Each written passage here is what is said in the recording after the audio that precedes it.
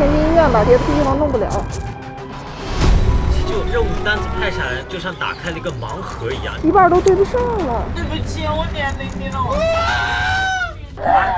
别这么长的口子啊！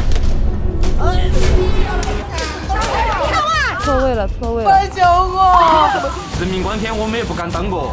解放车，速度快点！心肺复苏，心肺复苏！呀！急救，重要是要能够救人。有一点来。出颤，快点！回来了啊！你是我第一个心肺复苏人，你心跳跳回来啊！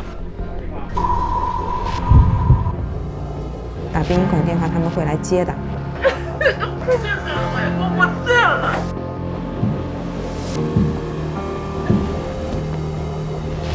我觉得蛮可惜的。只有一种英雄主义，就是在认清生活的本质以后，你仍然热爱它。地上水滴，小心啊！来，1、2，来爷到家了，好好吃饭啊，好好养着啊。这个病人上了我的车，我就马上要送他到医院。你是我的职责。都差点人都不行了，你感谢人120大夫。谢谢。别客气，人500我们走了。